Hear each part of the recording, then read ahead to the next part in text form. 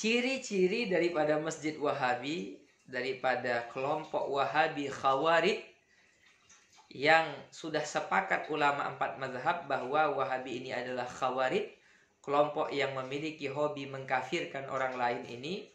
Ciri-ciri masjidnya itu bahwa di masjidnya itu tidak ada zikir bersama-sama, tidak ada doa bersama-sama.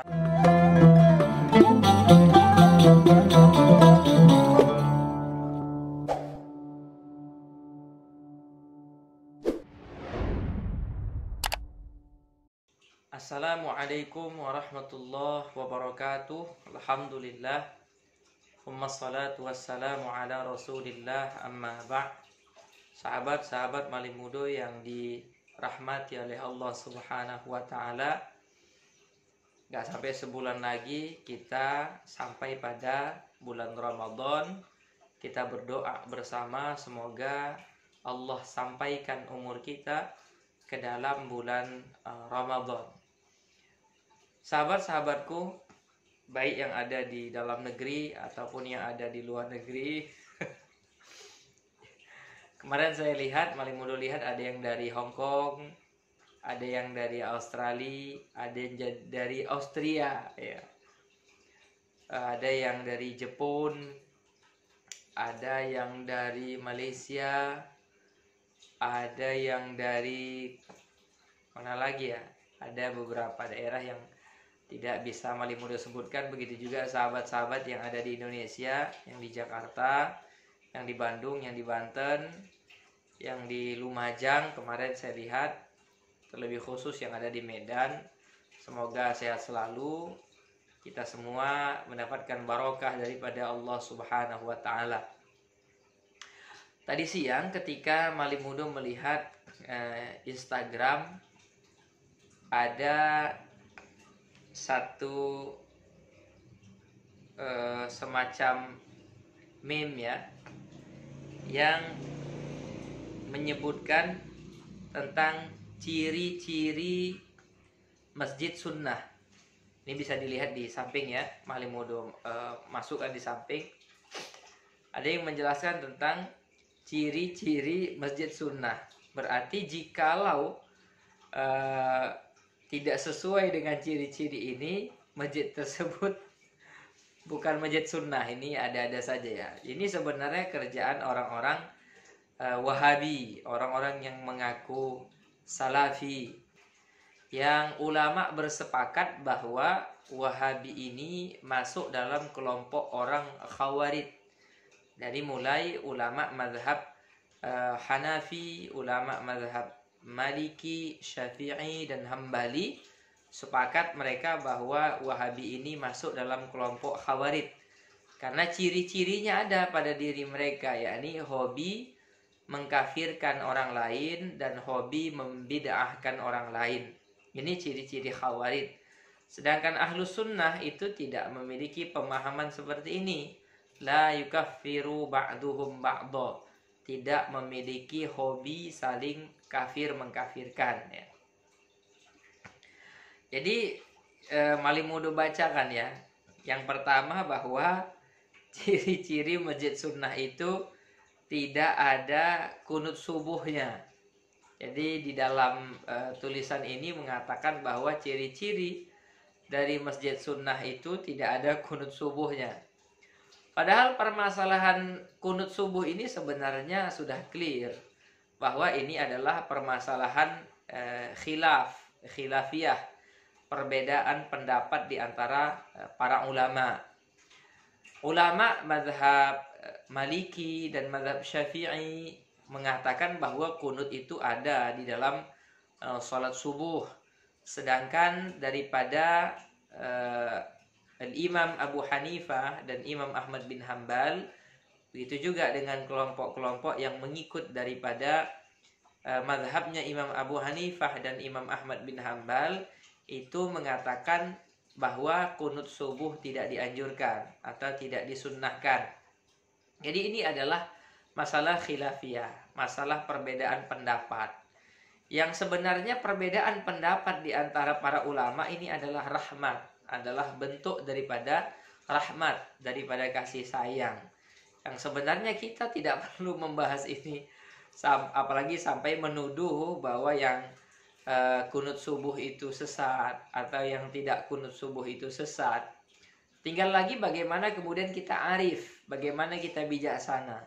Jikalau kita sholat di masjid yang imamnya membaca kunut subuh, ada baiknya kita ikut, ya, ikut kepada mereka kunut subuh. Atau ada orang ya yang memang dia biasa membaca kunut, kemudian sholat di masjid yang tidak ada kunutnya, maka untuk menghargai itu kemudian dia tidak kunut, ya. Nah, ini juga sudah terjadi pada zaman ulama-ulama terdahulu, di mana kalau murid-muridnya atau kelompok mazhab Syafi'i sholat di tempatnya orang-orang yang bermazhab Hambali, ya mereka mengikut adat di situ tidak membaca kunut. Begitu juga sebaliknya. Jadi kalau hal ini berjalan seperti ini menunjukkan bahwa Islam itu luar biasa indah. Kemudian yang kedua, tidak ada tasbih, karena disunnahkan menggunakan jari-jari tangan di dalam berzikir, ya. Jadi ini ada-ada saja, ya. Masalah tasbih ini hanya masalah alat untuk menghitung zikir. Abu Hurairah itu jika berzikir dengan simpulan-simpulan tali, bahkan sampai 1000 simpul. Begitu juga dengan sahabat Sa'ad bin Abi Waqqas, bahwa beliau itu berzikir dengan menggunakan kerikil-kerikil atau dengan biji-biji kurma. Begitu juga dengan sahabat Abu Dzar dan sahabat-sahabat yang lain yang berzikir dengan menggunakan alat, dengan menggunakan biji-bijian atau dengan menggunakan kerikil-kerikil. Adapun Rasulullah Shallallahu Alaihi Wasallam lebih menganjurkan, dan begitu juga dengan para ulama, lebih menganjurkan membaca zikir dengan ruas-ruas jari. Tetapi apabila zikir itu sudah terlalu banyak, ya, khawatir tidak pas hitungannya, maka ulama-ulama kita biasanya menggunakan tasbih, dan ini tidak ada jadi masalah. Karena ketika Rasulullah melihat para sahabat berzikir menggunakan alat seperti tali atau dengan kerikil-kerikil, Rasulullah Shallallahu Alaihi Wasallam diam, ya. Rasulullah Shallallahu Alaihi Wasallam tidak melarangnya. Ini menunjukkan adanya kebolehan daripada Nabi Shallallahu Alaihi Wasallam. Takrir, adanya diamnya Nabi Shallallahu Alaihi Wasallam menunjukkan bahwa amaliyah tersebut dibolehkan. Kemudian yang ketiga di sini, hati terasa damai dan tentram setelah meninggalkan masjid. Ya, namanya orang habis sholat itu mudah-mudahan dengan sholat, ya, membawa ketentraman pada hati. Ya. Kemudian yang keempat di sini, tidak tampak banyak hiasan dan ukiran kaligrafi dan Al-Quran di dinding masjid. Kemudian tidak ada tradisi bersalaman setelah salam. Ini menurut orang-orang Wahabi bahwa bersalaman setelah sholat itu adalah bid'ah, sesat, masuk neraka. Ya, jadi kalau bersalaman setelah sholat itu bid'ah, tapi kalau ngangkat telepon, ngangkat handphone itu tidak bid'ah, atau menghidupkan handphone itu tidak bid'ah. Justru bersalaman bid'ah. Kemudian saf rapat dan lurus. Ini memang ini adalah ciri-ciri daripada orang Wahabi yang kalau sholat itu menempelkan antara jari kelingking dengan jari kelingking sebelahnya. Ya, padahal ini mengganggu kekhusyukan sholat orang lain, dan ini tidak ditemukan hal yang seperti ini dalam riwayat-riwayat hadis. Kalaupun ada hadis yang mengatakan rapat antara kelingking dengan kelingking, ini adalah kesalahpahaman orang-orang Wahabi di dalam memahami hadis tersebut. Ya, karena kalau kita cross check hadis itu, bahwa hadis itu menjelaskan tentang satu orang yang merapatkan jarinya dengan jarinya, gitu ya. Hanya satu orang di antara jamaah tersebut. Mafhumnya bahwa hadis ini menunjukkan yang lain tidak seperti itu, gitu ya.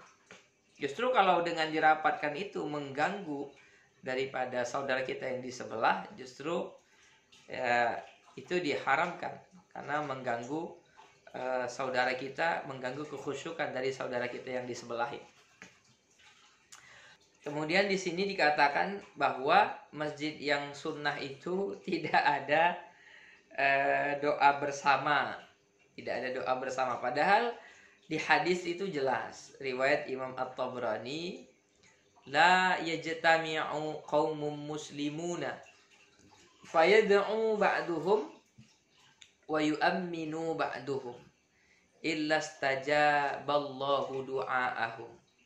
Tidaklah berkumpul kaum muslimun, ya, orang-orang Islam, fayad'u ba'duhum, maka sebagian daripada mereka berdoa, wa yu'minu ba'duhum, dan sebagian daripada mereka mengaminkan, illa stajaballahu du'aahum, kecuali Allah Subhanahu wa taala mengistijabahkan doa mereka. Ini hadis riwayat Imam At-Tabrani yang mengatakan bahwa doa berjamaah itu ada, doa bersama-sama itu ada. Kemudian suasana tenang, tidak ada menyetel kaset murotal sebelum dan sesudah azan. Jadi memang hari ini ada sebagian daripada saudara-saudara kita yang mereka tidak mau disebut Wahabi. Mereka maunya disebut dengan salaf, disebut dengan pengikut Quran dan hadis. Padahal banyak sekali daripada amaliyah-amaliyah mereka yang seolah-olah mereka mengatakan itu dari hadis, padahal itu tidak mengikut hadis sama sekali. Yang biasa disebut oleh para ulama dengan kelompok Wahabi. Dan belakangan ini mereka menamakan diri mereka dengan kelompok Salafi atau kelompok yang mengikut Al-Quran dan hadis. Saya ingin balik apa yang ditulis oleh saudara kita ini di tulisan ini. Saya ingin balik ciri-ciri daripada masjid Wahabi, daripada kelompok Wahabi Khawarij yang sudah sepakat ulama 4 mazhab bahwa Wahabi ini adalah Khawarij, kelompok yang memiliki hobi mengkafirkan orang lain ini. Ciri-ciri masjidnya itu bahwa di masjidnya itu tidak ada zikir bersama-sama, tidak ada doa bersama-sama, kemudian menempel antara kaki dengan kaki, ya. Kemudian biasanya tidak ada puji-pujian sebelum azan atau sesudah azan, berbeda dengan masjid-masjid Ahlus Sunnah wal Jamaah yang biasanya sebelum azan tuh ada puji-pujian. Misalnya astaghfirullah rabbahal baraya, itu biasa sebelum azan puji-pujian seperti itu. Atau sesudah azan membaca puji-pujian, itu masjid-masjid Ahlus Sunnah biasa seperti itu, ya. Atau membaca Al-Quran dan lain sebagainya. Kemudian masjid Wahabi ini tidak kita temui kuburan di dekat masjid tersebut, ya. Walaupun masjid-masjid Ahlus Sunnah wal Jamaah tidak semuanya di dekat masjid tersebut ada kuburannya. Tapi Wahabi sangat anti dengan masjid yang ada kuburannya, apalagi di depan masjid. Karena mereka menganggap bahwa kalau mereka sholat di masjid yang di depannya ada kuburannya, mereka merasa bahwa mereka menyembah kubur. Ini kesalahpahaman lagi daripada kelompok Wahabi. Padahal di Masjid Nabawi saja itu ada kuburannya, yakni kuburan Rasulullah SAW, kuburannya Sayyiduna Abu Bakar As-Siddiq, dan kuburannya Sayyiduna Umar bin Al-Khattab, ya. Jadi mereka tidak mau sholat yang di masjidnya itu di depannya ada kuburannya. Ya, ini kalau kita menemukan ciri-ciri ini, dan biasanya ya mereka sholatnya itu tangannya di atas begini, kemudian tahiyatnya jarinya bergerak-bergerak ya. Walaupun ini tidak sampai membatalkan sholat, tapi ini ciri-ciri mereka yang mudah bisa kita lihat daripada orang-orang Salafi Wahabi ini. Dan kelompok Salafi Wahabi ini kalau melihat orang itu kadang melihat dengan sinis gitu. Seolah-olah orang yang dia lihat, yang menurut dia itu ahlul bid'ah, itu adalah orang-orang yang akan menjadi ahlun nar, akan menjadi penduduk yang neraka. Ini luar biasa orang-orang Salafi Wahabi. Jadi berhati-hati dengan orang-orang Wahabi seperti ini, apalagi terhadap akidahnya, karena mereka berakidah itu berbeda dengan akidah kita. Kita berakidah dengan sifat 20, salah satu sifat Allah mukhalafatuhu lil hawadis. Bahwa Allah Subhanahu wa taala berbeda dengan yang baharu. Menurut orang Wahabi, Allah itu duduk di langit atau duduk di arsy. Sementara duduk ini adalah sifat makhluk, ya. Dan arsy itu adalah ciptaan Allah, langit adalah ciptaan Allah. Mustahil Allah butuh terhadap apa yang Allah Subhanahu wa taala ciptakan. Ini sekilas dari Malih Mudo. Insyaallah ke depan besok atau beberapa hari lagi nanti kita bahas lebih detail lagi tentang siapa itu Salafi Wahabi. Wallahu a'lam bishawab. Assalamualaikum warahmatullahi wabarakatuh.